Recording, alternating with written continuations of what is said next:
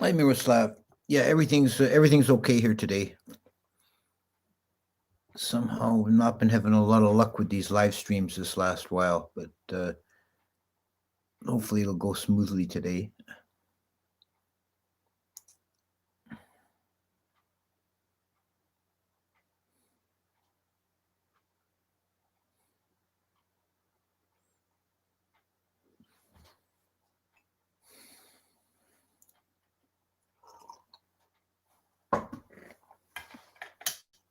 No, it's worse.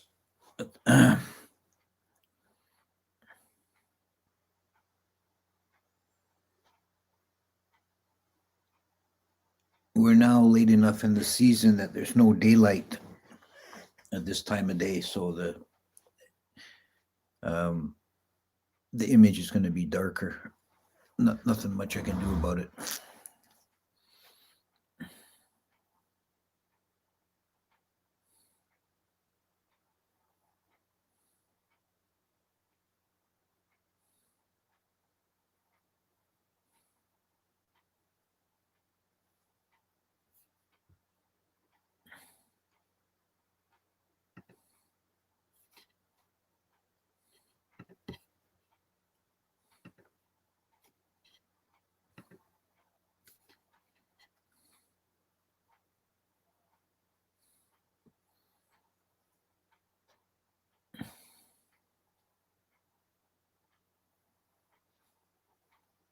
You got a few minutes to go yet.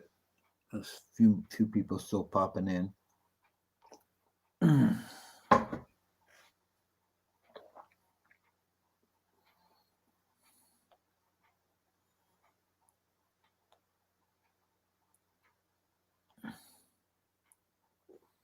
Good evening.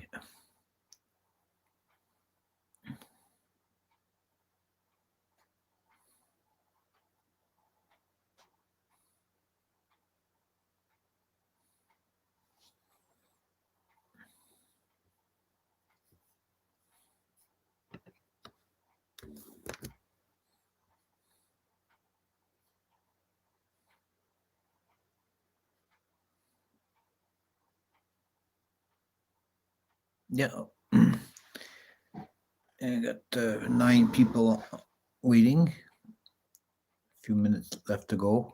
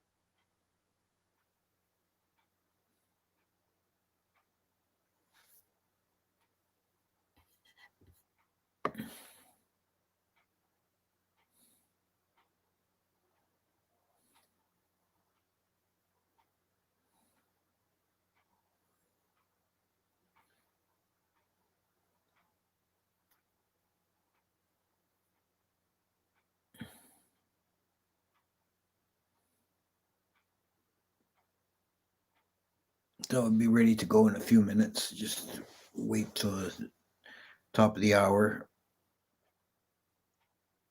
Let the last few late stragglers come in.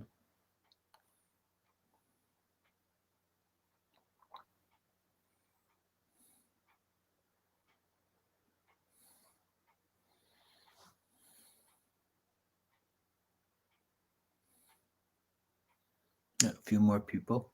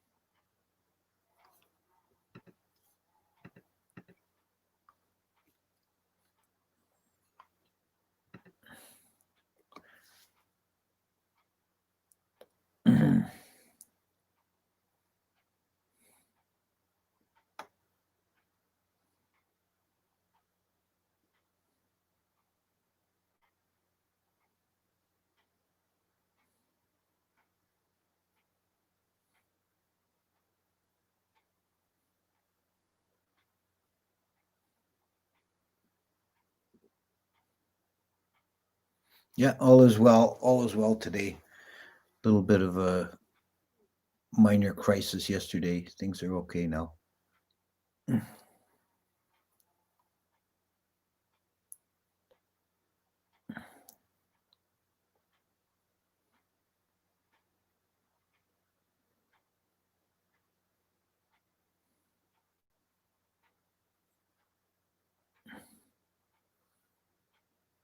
There's Yankee Apple from Michigan.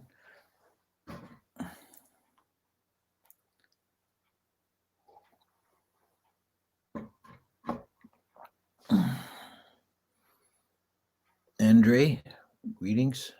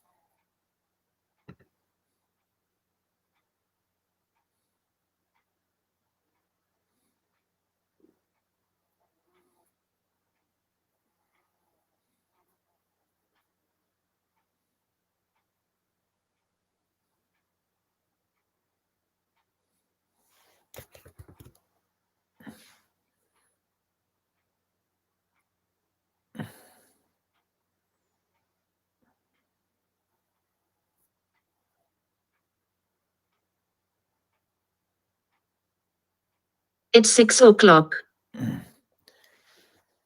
Namo tassa bhagavato arahato sama sambuddhasa. Namo tassa bhagavato arahato sama sambuddhasa. Namo tassa bhagavato arahato sama sambuddhasa.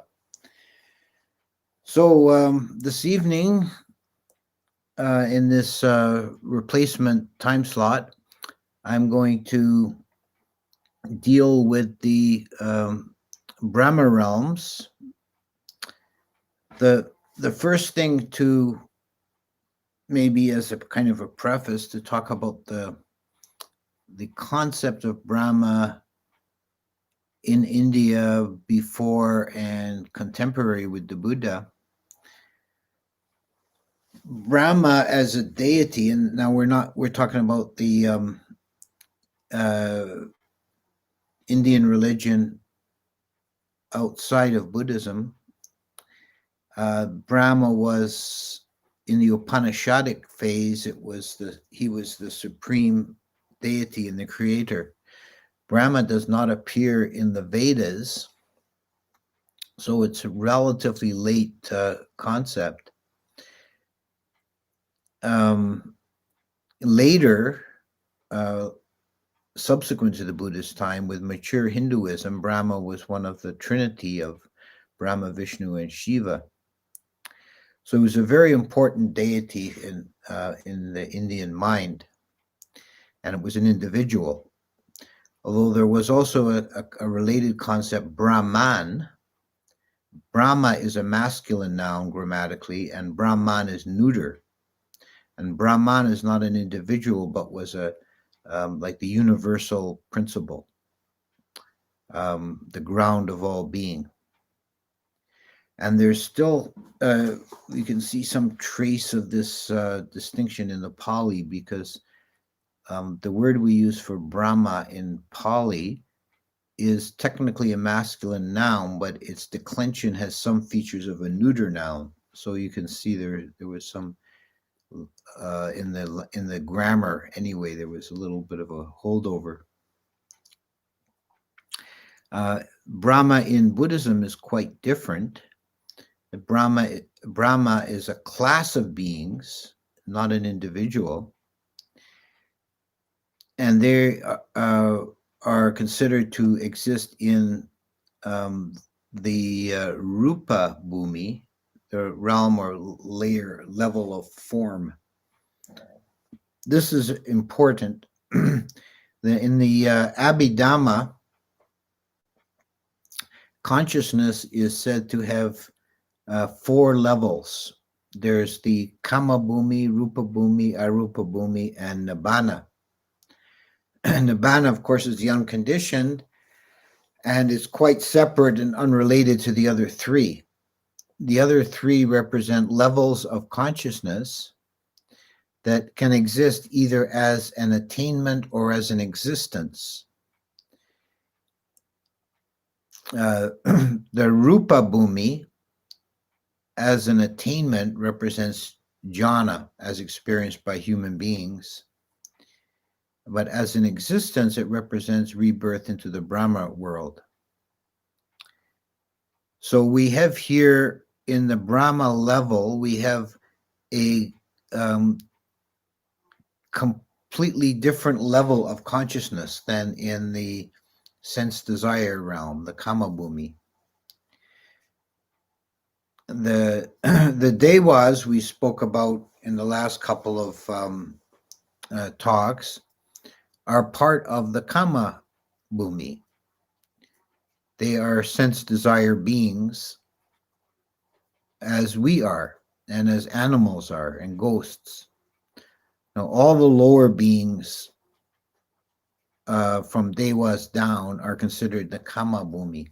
So it's a very wide range. Oh, when you cross that threshold into the Rupa Bhumi, you're in entirely new territory. So the first thing to remember is that the Devas have a lot more in common with us. They're more similar to us than they are to the Brahmas. The Brahmas are a whole new level.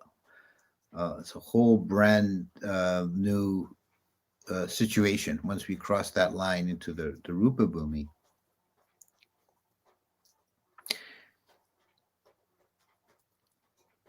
We could say a few things about the Brahmas in general before getting more specific into the different types and levels. The first thing about Brahmas, because they have transcended the sense desire plane, they're quite separate from from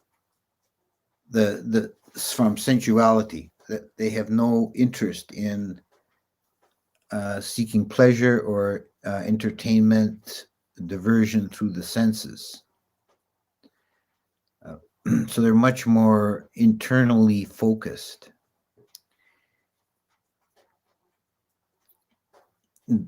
So one of the results of this is that they don't eat in the ordinary sense. Like they don't eat food. Their nutriment is jhanic bliss. They feed on bliss. You know? Even the Dewas, they have to eat. They have very refined, subtle food, but they still have to require nourishment. But the Brahmas are self-sustaining in this way. Another aspect is that they have no sexuality because they have no gender. They've transcended the distinction of male and female. It's said there in the Brahma world, there are no males and there are no females. They are all just reckoned as beings. We saw last time, as we ascend through the Deva realms, that the experience of sensuality becomes more and more subtle, more and more refined. So it gradually fades out, and then we cross this threshold and it's gone. There's no sensual desire. They still have functional senses of sight and sound. They don't have any other sense. So they have vision and hearing, but they don't have the other senses. Their lifespans are enormous. They're measured in kappas, which means whole world systems come into being and pass away. In the higher levels, it's hundreds of world ages, kappas, that pass while the Brahma sits in his majesty for his very long existence. The prerequisite for rebirth into the Brahma realm is some degree of mastery of jhana.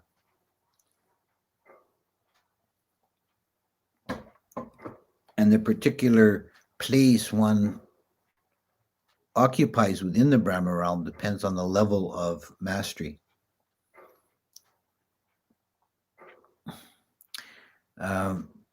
There are altogether 16 separate levels within the Brahma world, Brahma level. But this can be simplified in the main line of the Brahmas. They're into four, the equivalents of the four jhanas. And this helps us by studying and understanding about the Brahmas. It can help us to understand the nature of jhana, because the consciousness is equivalent.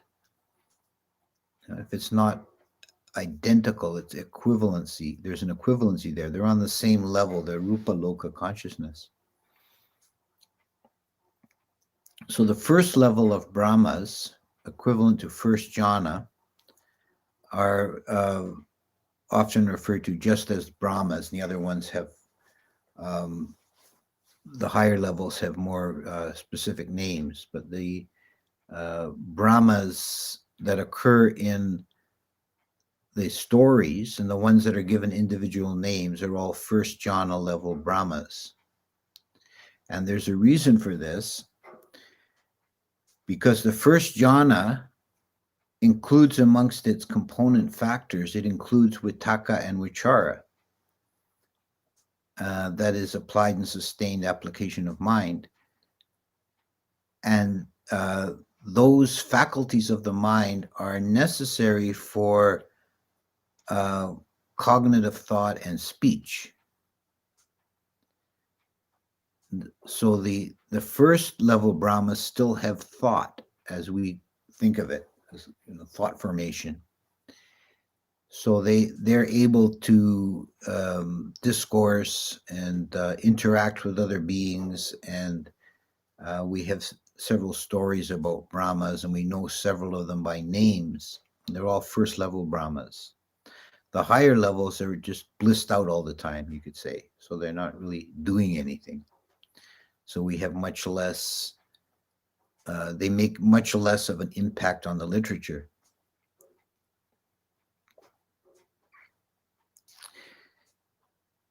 So let's stick with the first jhana level Brahmas for a bit. There is a very complex and not completely well articulated system of nested hierarchies of Brahma levels. Brahmas have thousands of world systems below them.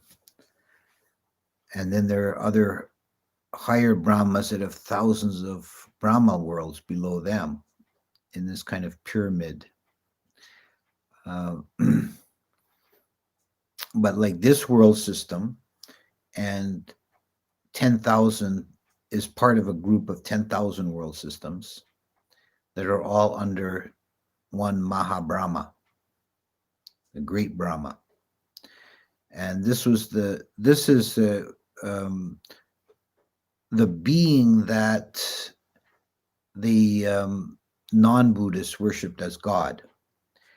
And Mahabrahma some Mahabrahmas can fall into the delusion that they are God. And this is kind of interesting in the history of religion aspect. There's a couple of places in the Pali Canon, most notably in the Digha Nikaya 1, the Brahmajala Sutta, that describe how theistic religions arise. At the beginning of a new world system, the beings populate the world system from the top down. Yeah? So the higher levels are populated first, and then the beings appear in the lower levels. So at some point, the first being of the Brahma level appears in the lowest Brahma realm, and he's all alone for a long period of time, and he's a Mahabrahma. And he begins to wish for companions.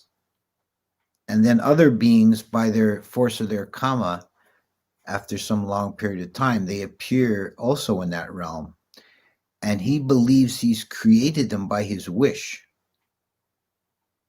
And he comes to fall into the delusion that he's the creator. And these beings believe him. They have no reason to doubt his word. He's more powerful and majestic than them. And he tells them, I created you by my wish. And they believe him and they worship him. And this is the Brahma's retinue. There's lesser Brahmas that surround every Mahabrahma. And after some period of time, when their lifespan expires, one of these lesser Brahmas is reborn as a human being. And he takes up the ascetic life and meditates in the forest, and he has religious visions. And he sees visions from his past life in the Brahma world. And he then teaches that to other people, that there is this great being, the Mahabrahma. He created everything, and we should worship him. So this is the Buddhist explanation of how theistic religions come to be. There is a sutta where the Buddha goes up to one of the Brahma worlds, a Brahma named Baka, who the Buddha had some very ancient connection with in past lives when they were both humans. And he wanted to help Baka because Baka had fallen into this delusion that he was the creator, and the Buddha wanted to free him from false view. So he goes up to this Brahma's level and confronts him, and they have a bit of a philosophical discourse and debate back and forth. And the other Brahmas are telling the Buddha, you should bow down, you should worship this great and mighty Brahma. And Brahma is thundering, I am the all powerful, I am the mighty, I am the great one, I am the all creator. And the Buddha, of course, is not having any of it. And they get nowhere really with the discussion. So Baka, the Brahmas, suggests that they have a contest, or actually the Pali is Lalita, which would be like a game. They play a game to see who's the more powerful. And Baka says he can disappear from the Buddha's side, and the Buddha can won't be able to see him. And the Buddha says, "Well, I'll try it." And the Buddha, of course, with his psychic power, he can see whatever tricks the Brahma had pulled. But then when it's the Buddha's turn, he just goes up to the next higher Brahma level.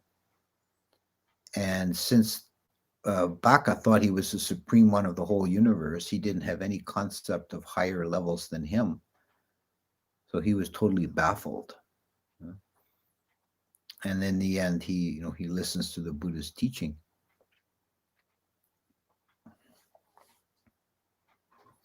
In the commentary, they add a kind of a slapstick ending to this, the disappearing contest. They elaborated out to some various attempts of Brahma, and in the end, Brahma, having run out of every psychic trick for disappearing, he flees from his palace and hides behind a bush, and all his retinue are laughing at him. Is this how the great and mighty Brahma attempts to disappear?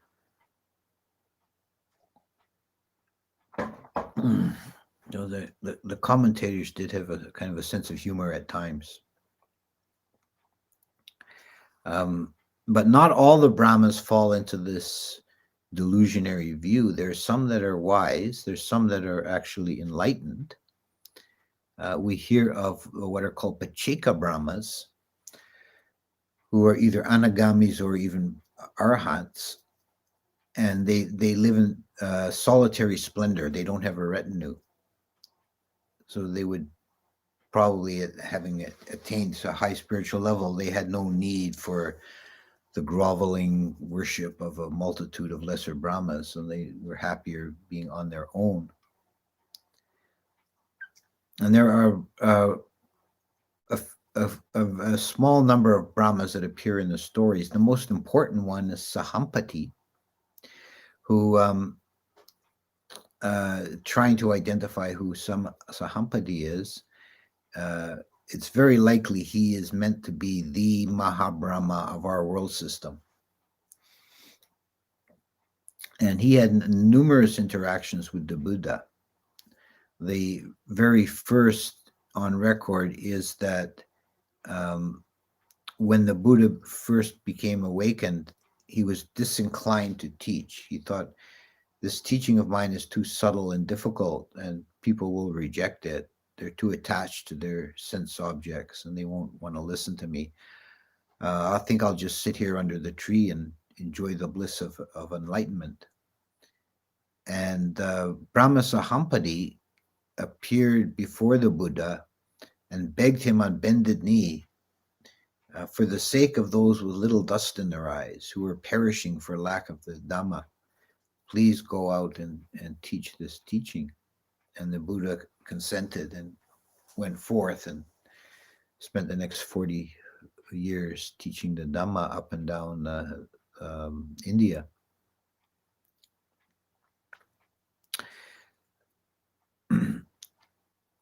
And he had numerous other minor conversations with the Buddha over the years. We see Sahampati taking a role that's sort of the opposite of Mara. Mara was always trying to discourage and deflect the Buddha, and Sahampati was always encouraging him and supporting him. When the Buddha taught that Tawa thinks of heaven, and when he descended back to earth on the great staircase that the gods had built, Sahampati took the role of walking beside the Buddha holding a parasol over his head. And that's significant because in India, in ancient India, the parasol was the symbol of sovereignty. Just as a European monarchs, it would be the crown or the scepter, maybe. In India, it was a parasol. It was a sign of kingship and lordship. And Sahampati was the lord of the 10,000 world systems, but he honored the Buddha as senior to him or superior to him by holding the parasol over the Buddha.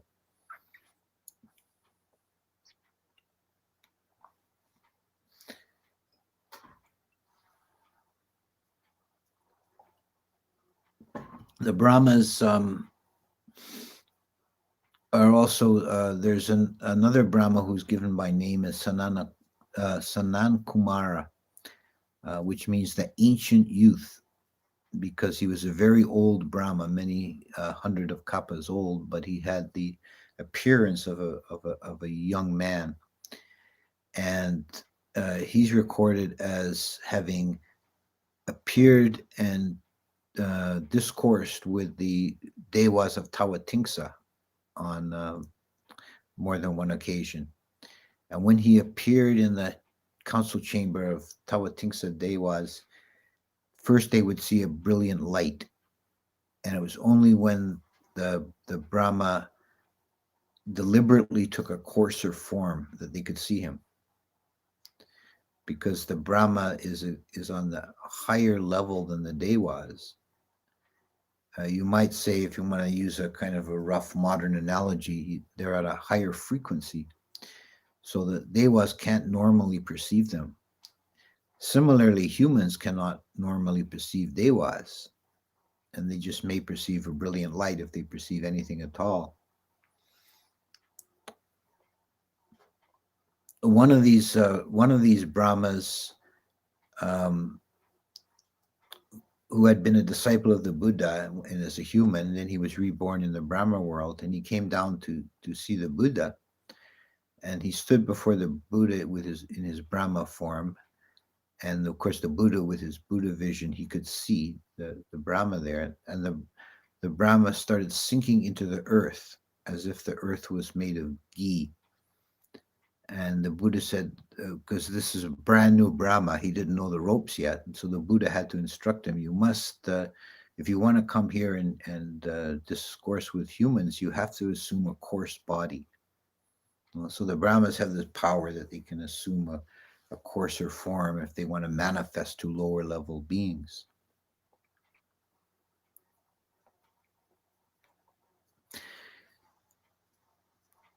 So the next level of Brahma beings above the Mahabrahma and his retinue, the equivalent to the second jhana, are the Abbasara Brahma beings, which means the brightly shining ones or the brilliant ones. And they have the equivalent consciousness to second jhana, which is particularly marked by the factor of piti or rapture. So they're extremely joyous. And it's said that the most beautiful sound anywhere in the cosmos is heard in the Abbasara realm, that one can hear the Devas endlessly crying out, Aho, Sukho, oh, the happiness, oh, the happiness. So they're another level more refined than the first level Brahmas. And they don't have, like second jhana does not have Vitakka Vichara. So they don't have this thought formation. The one place that they occur of significance in the literatures in the Aganya Sutta, which is the Sutta of beginnings, is the creation of a new world system or the origin of a new world system. And the human race is actually descended from fallen Abbasara beings. That at the beginning of this world, the world was dark and formless. And as it gradually, and as beings, the first beings to appear fell from the Abbasara realm, and they were like in orbit around the earth, living in the sky, traveling in the sky, feeding on bliss, brilliantly self-luminous. And they stayed like that for a very long time as the earth congealed and became more solid. And at some point, a nutritious foam appeared on the surface of the earth, on the ocean. The earth was covered with ocean, and there was a nutritious foam appeared. And some of these Abbasara beings became curious about it and tasted it with the tip of their finger. And having incorporated coarse material matter in that way, they fell from that level to the earth. And then the sort of goes through a long series of multiple stages of basically devolution as these beings degenerated stage by stage, often through immorality, until they reach the level of humans as we know them today. This story is a very interesting one, and could probably do for an entire talk on the Sutta of Origins. But it's significant that the the engagement of consciousness into matter began at that moment, of course matter, that there's a sort of matter in the Brahma world.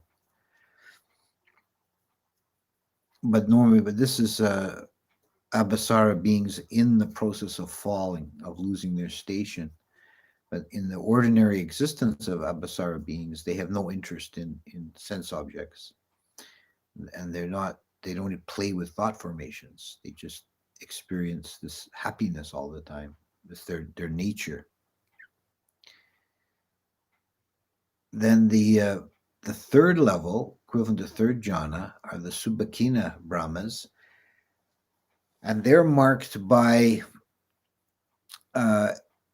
bliss or sukha. As is third jhana, piti falls away and leaves sukha. So they enjoy a steady kind of oceanic bliss. And the difference between piti and sukha is illustrated by the different radiance of these Brahmas. The Abbasara Brahmas are brilliant, glowing beings, but their luminous flickers like a torch. Whereas the Subakina Brahmas, their luminous is steady and clear like the full moon.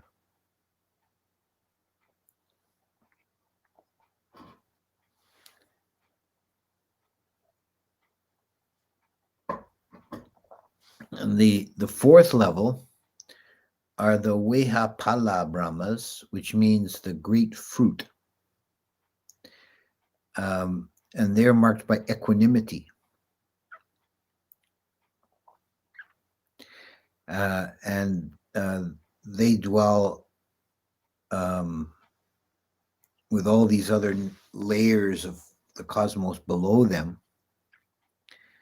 So that would make sense that they're perfectly equanimous, because from their point of view, everything's going on in the worlds below is so trivial and so far away that they can only be equanimous about it. If the entire cosmos of thousands upon thousands, myriads of world systems constantly coming in and out of existence, and all the unfathomable number of beings enjoying and suffering and having all kinds of experiences, it's all like a one tableau for the Vehapala beings. They don't, their mind isn't capable of becoming emotionally engaged in any of it, because they see all of it.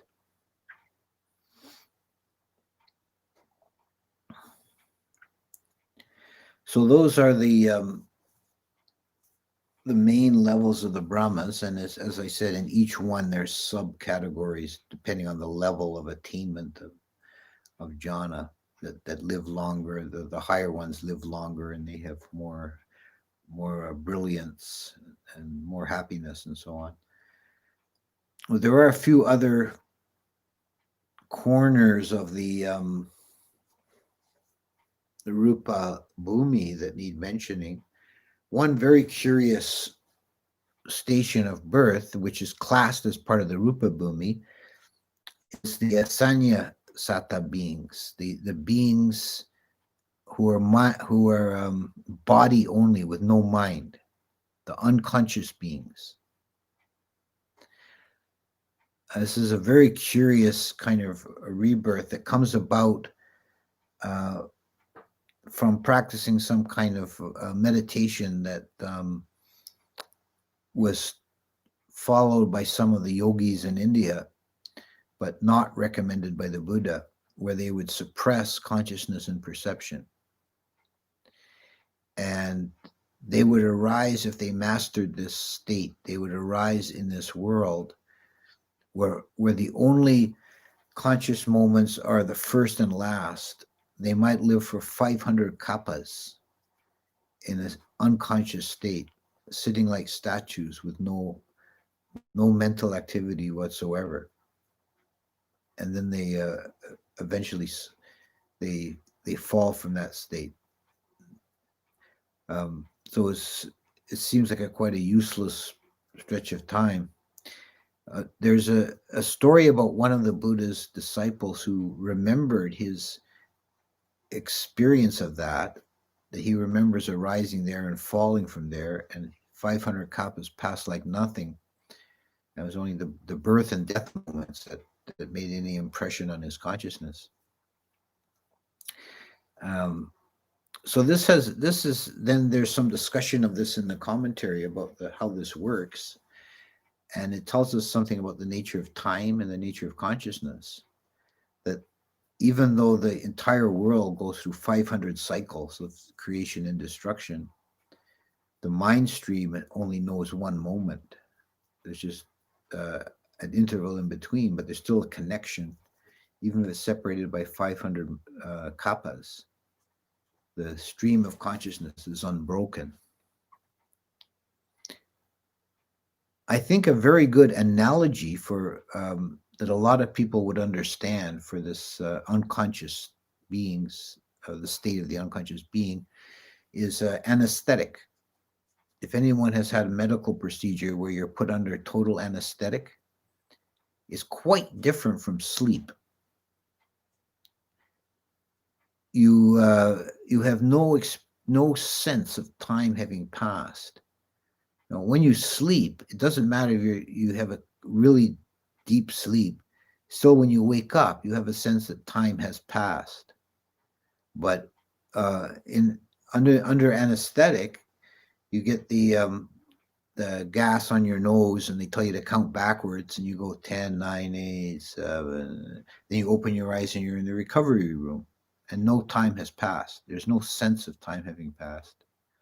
So the consciousness stream is unbroken from the last moment with the anesthetic and the first moment arising in the recovery room.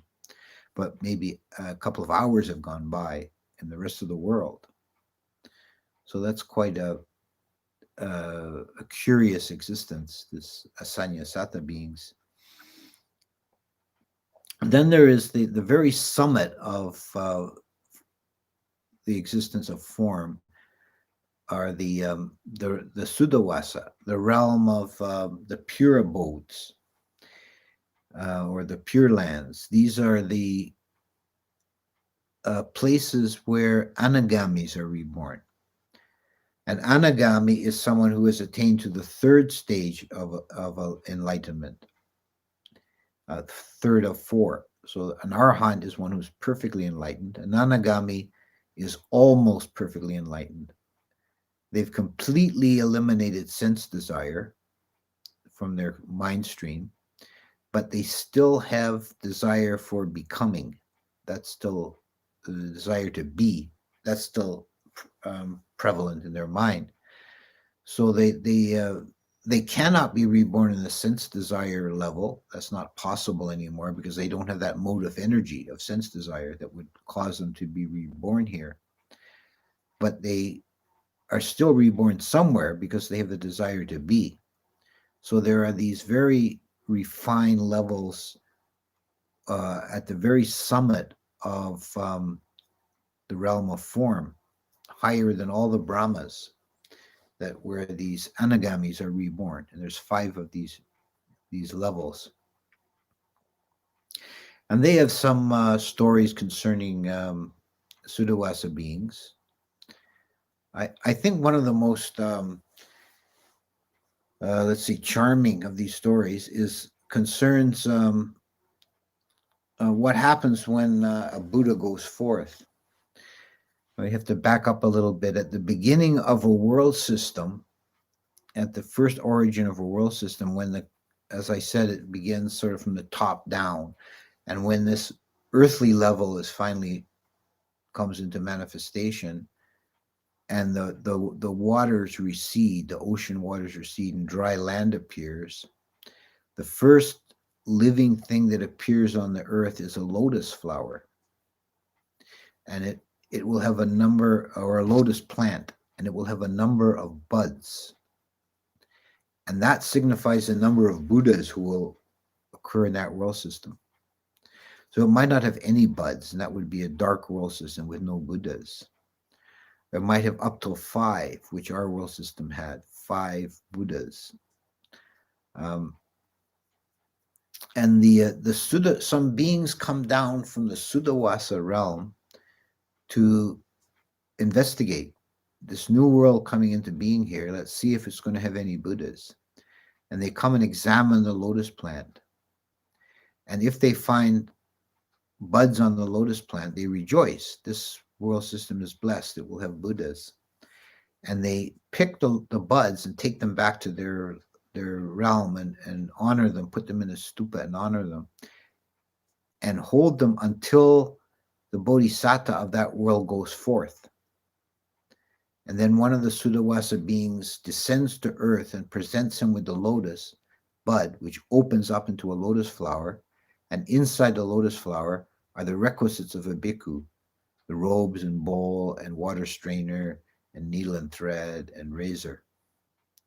And he presents those to the bodhisattva going forth.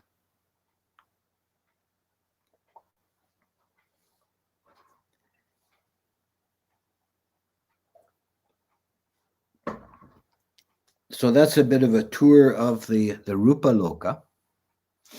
I think I covered all the major points, and we'll have questions and answers. And next time we'll complete this tour of the beings of the cosmos by discussing the Formless Realms, which is another level of consciousness, yet more subtle even than the Brahma level. So I'll end the formal discourse here and see if any questions pop up in the chat.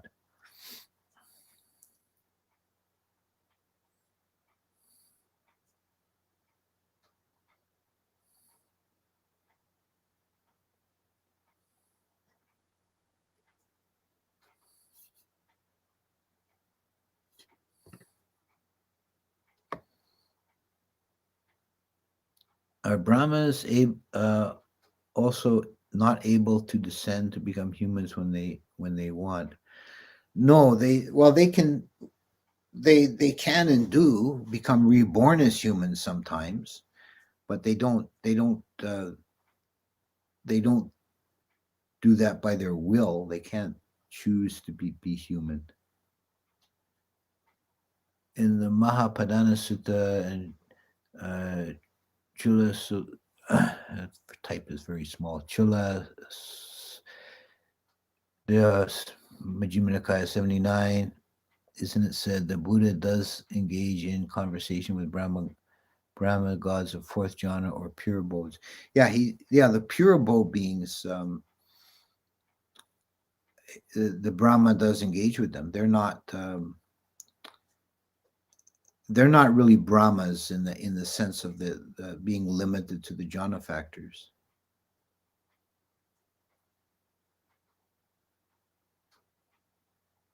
Could you consider doing a series of videos on each step of the Noble Eightfold Path? Okay, that's something I'll consider. That I'm not sure where I want to go after this.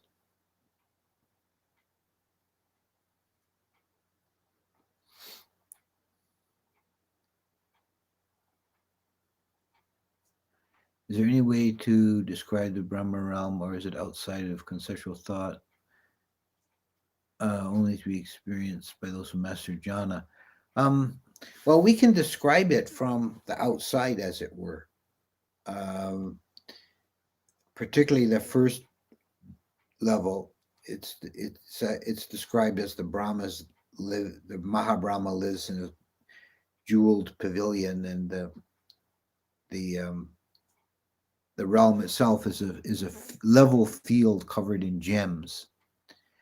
Um, so they're said to be the Brahmas themselves are very beautiful and covered in jewels, and very radiant. So there is some descriptions, not in great detail, not like the Tao of Things of Heaven. We have some quite detailed descriptions, but there is some description, like from the outside, we can kind of visualize it. But the actual mind state of a Brahma is equivalent to jhana. And this is actually by considering the Brahmas is one way of getting some insight into jhanas.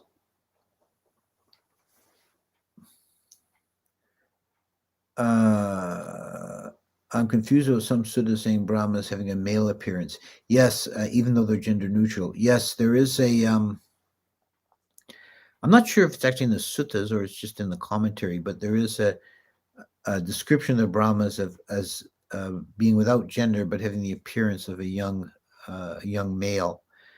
And I think that that kind of makes sense, that if a being is if they're kind of anthropomorphic, generally human appearance, but they've transcended gender, to someone who doesn't know, they would probably appear more male than female, because in the human species the female is the one that has the more let's say obvious secondary sexual characteristics, the more shapely.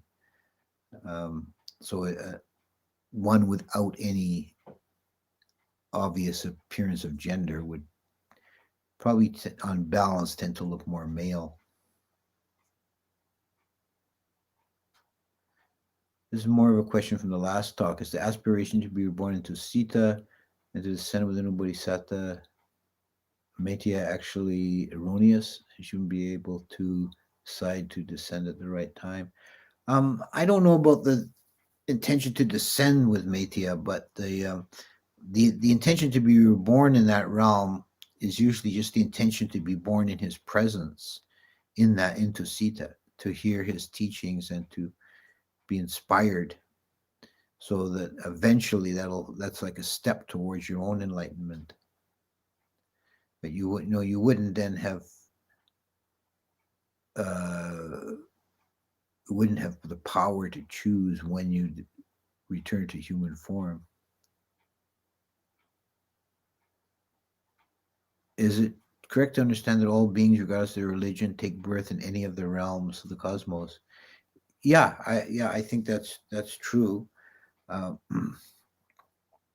I've kind of thought about some of the descriptions of other realms and rebirth destinations in other religions, that um, how they fit into the Buddhist cosmology. Um, like the Christian heaven. Well, I mean, there's different Christians, but the sort of common idea of the Christian heaven is probably sounds like the Yama world. Maybe the Muslim heaven is Tawatingsa. The Asgard is the Asuras, the Norse religion. Well, that's just my speculation. Is there some link between Brahmavaharas and levels within the Brahma realm? Yeah, there is. There is a Brahmavaharas are the meditations on loving kindness, compassion, sympathetic joy, and equanimity. There is a sutta which relates them to the four levels of Brahma worlds. That the first level Brahmas are their consciousness is full of metta, or loving kindness, and then the second level they're full of karuna, third level mudita, and fourth level upekkha. Do you have any recommendation as the description of Mahabrahmas in the suttas? Have been sometimes since I visited the Digha Nikaya. Yeah, the Digha Nikaya is actually probably where you're going to find the most references to the Brahmas. There's also some in the Samyutta Nikaya. That's where we get the stories about the Pacheco Brahmas and such. Does anyone teach the Dhamma in the Brahma realms? In the first level, we do have the story of the Buddha going up teaching there, and there are and they teach each other. We have the story about a Pacheco Brahma going and teaching other Brahmas, but I don't think in the second, third, and fourth level there'd be any Dhamma teaching as such as we would recognize it.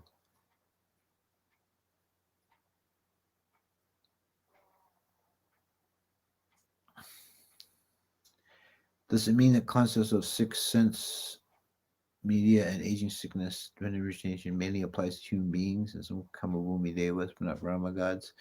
Yeah, well, those teachings, in some degree, they're universal, but they're particularly applicable to humans. They're teachings that were given at in the human level.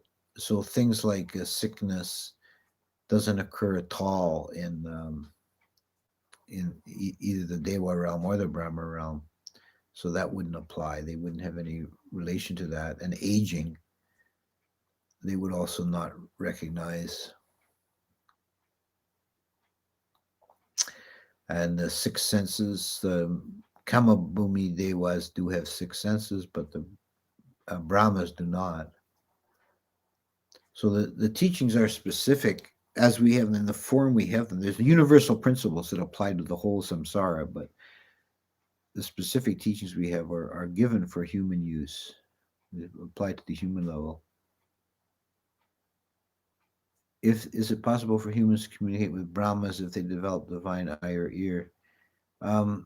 Yeah, it is actually mentioned as one of the psychic powers, the abhinyas, is the ability to contact the Brahma world.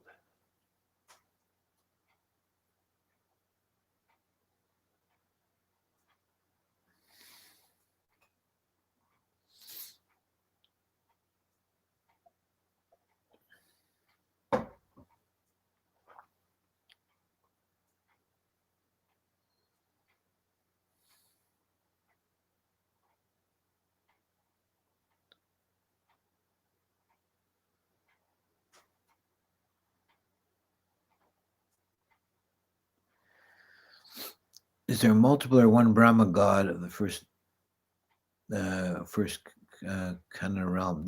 First jhana realm. There are multiple Brahmas, but they're very much. But for one world system, like for our world system, there's only one Mahabrahma, and he has lesser Brahmas surrounding him as a retinue.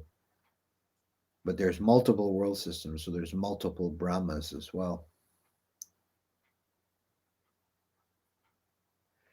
Can you elaborate more on the Pure Lands? Well, the Pure Lands are stations of rebirth for one who is not quite fully enlightened. So the anagamis go there, and they're very pleasant abiding. And once a being is born into that realm, they never are ever born lower again. There's 5 of those realms, and it's possible for a being to be reborn 5 times and go through the 5 realms, or or they might attain arahantship soon after arriving, or at any time. And once they've attained arahantship, they no longer take rebirth anywhere. So it's always the end of the rebirth or end of samsara is for one who's enlightened. If they don't attain arahantship in the human form, if they're an anagami, they get reborn into the Pure Land, which is kind of just like a very pleasant abiding where you just finish your work and become an arahant. Although it may take a very long time, but there's no going back from there.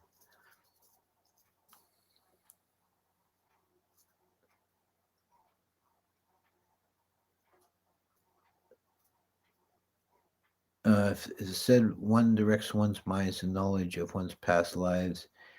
Is it after one has reached a mastery of fourth jhana that one simply asks intuitively internally? Well, memories of past lives can arise spontaneously to some degree, sometimes in dreams or even visions, but there is actually a practice that's given in the Visuddhimagga for developing that, and it sounds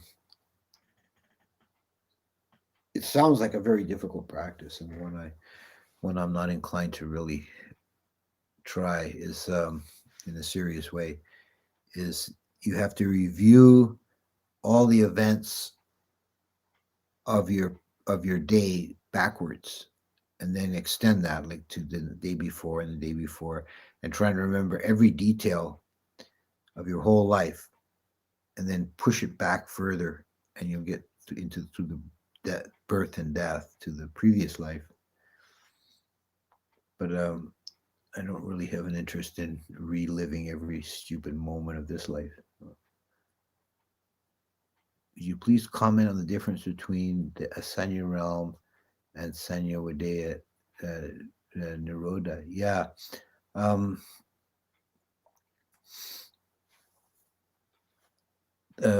Sanya Wadayita Nirodha is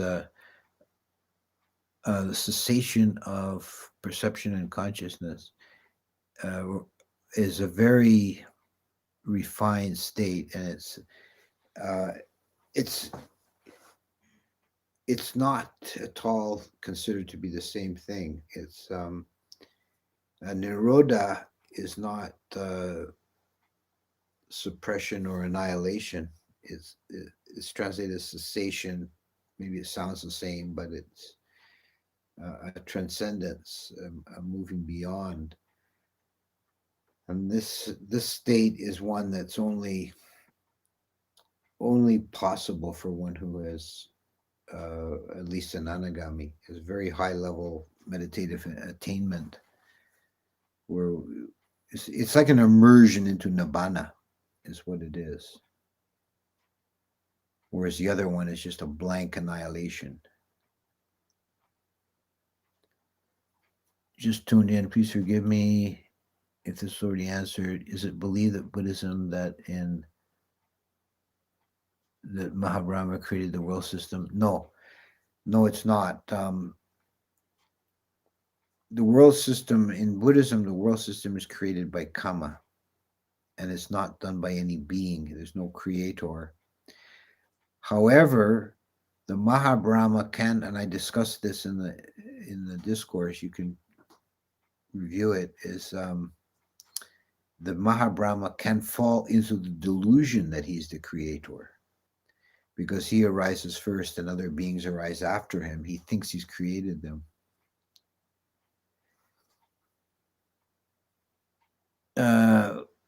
Would the last line in the Metta Sutta, not born again into this world, refer only to the sense realm? Yeah, I think so. I think it's primarily referring to the sense realm. Can meditation on the four elements and colors lead to rebirth in the Brahma realm? if it's done as a kasina meditation, what leads to Brahma rebirth is uh, mastery of jhana. So you can take a color kasina, and or one of the elements, and use that as an object of meditation and develop samatha to a very refined level. That's kasina meditation. It's a very traditional form of meditation.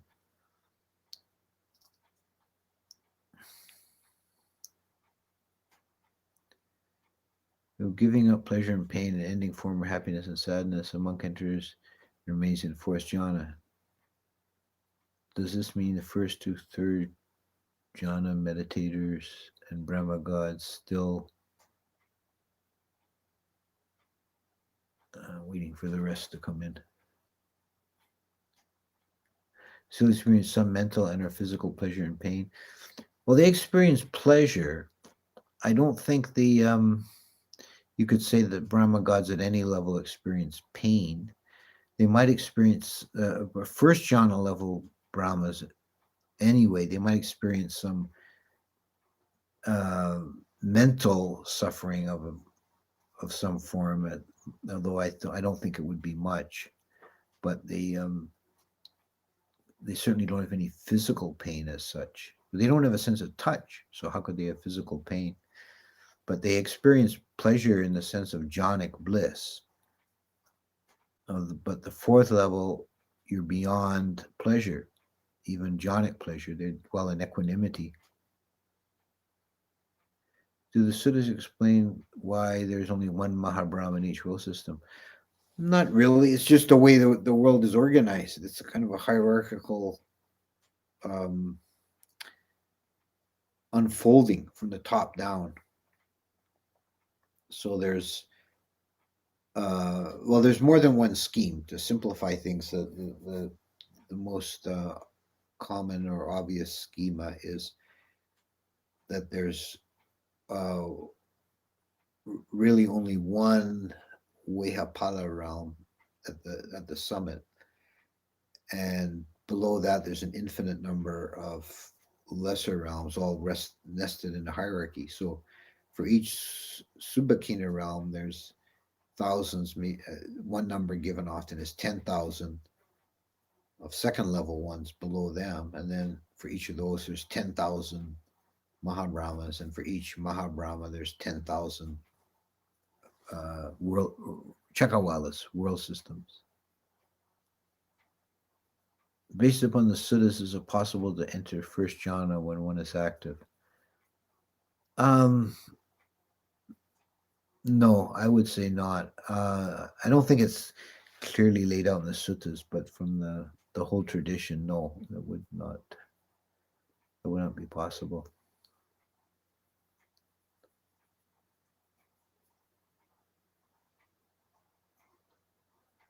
Although I think, okay, I should make a distinction.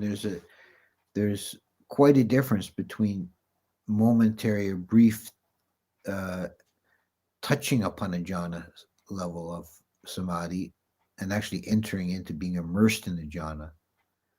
So I think it is possible, if one is active, that occasionally, if one is really, I've heard this said, and I think it's true, that if someone's engaged in some very fine work, say like some kind of craft, and very detailed, like I don't know, like needlepoint or something, and the mind is like really concentrated on that task, it's possible that mind can have momentary experiences of immersion.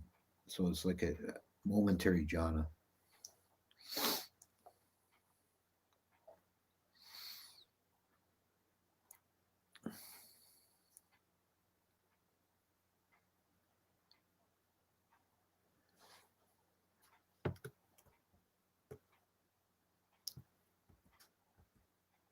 It's 7 o'clock.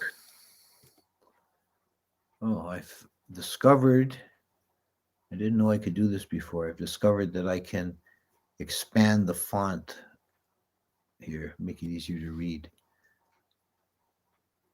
Okay.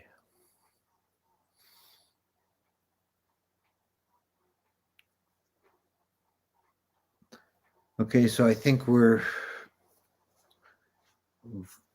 probably run out of useful things to talk about. So I'll make an end now, and the plan for next week will be to finish up this series with a discussion of the formless realms. Okay.